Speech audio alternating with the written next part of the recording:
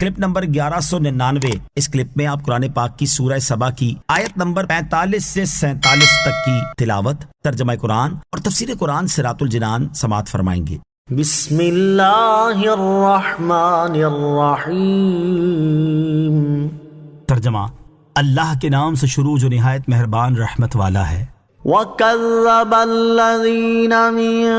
قَبْلِهِمْ وَمَا بَلَغُوا مِعْشَارَ مَا آتَيْنَاهُمْ فَكَذَّبُوا رُسُلِي فَكَيْفَ كَانَ نَكِيرِ۔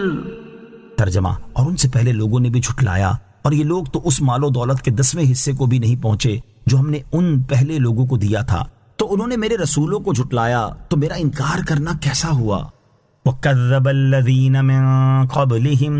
اور ان سے پہلے لوگوں نے جھٹلایا۔ اس آیت میں کفار قریش کو رسول کریم علیہ الصلوۃ والسلام کی تکذیب کرنے سے ڈرایا گیا ہے۔ آیت کا خلاصہ یہ ہے کہ پہلی امتوں نے کفار قریش کی طرح رسولوں کی تکذیب کی اور انہیں جھٹلایا، اور جو قوت مال و اولاد کی کثرت اور لمبی عمریں پہلوں کو دی گئی تھی، مشرکین قریش کے پاس تو اس کا 10واں حصہ بھی نہیں۔ ان سے پہلے لوگ تو ان سے طاقت، قوت اور مال و دولت میں 10 گنا زیادہ تھے۔ پھر پہلے تکذیب کرنے والوں نے جب میرے رسولوں کو جھٹلایا تو میں نے اپنے عذاب سے انہیں ہلاک کر دیا، اور ان کی طاقت و قوت اور مال و دولت کوئی چیز بھی کام نہ آئی۔ تو ان کفار قریش کی کیا حقیقت ہے؟ انہیں سابقہ امتوں پر نازل ہونے والے عذاب سے ڈرنا چاہیے۔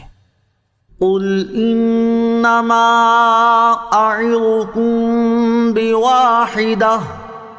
أَن تَقُومُوا لِلَّهِ مَثْنَىٰ وَفُرَادَىٰ ثُمَّ تَتَفَكَّرُوا مَا بِصَاحِبِكُم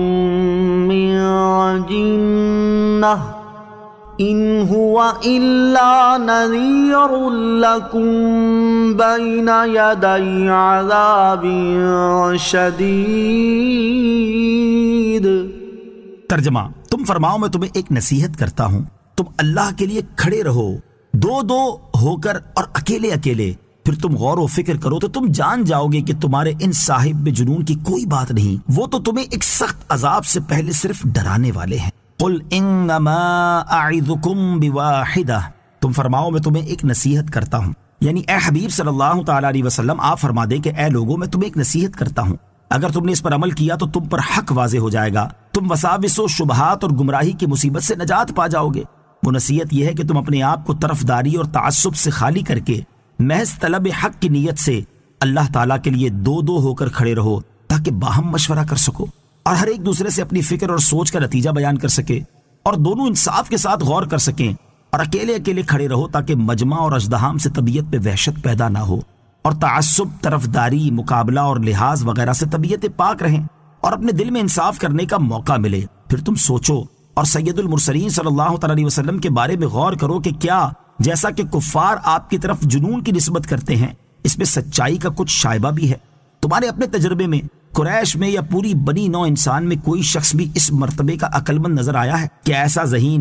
ایسا صاحب الرائے دیکھا ہے، ایسا سچا، ایسا پاک نفس کوئی اور بھی پایا ہے؟ جب تمہارا نفس حکم کر دے اور تمہارا ضمیر مان لے کہ حضور اقدس علیہ الصلوۃ والسلام ان اوصاف میں یکتا ہیں، تو تم یقین جانو کہ تمہارے ان صاحب میں جنون کی کوئی بات نہیں، وہ تو اللہ تعالیٰ کے نبی ہیں اور تمہیں آخرت کے عذاب سے پہلے صرف ڈرانے والے ہیں۔ قُلْ مَا سَأَلْتُكُم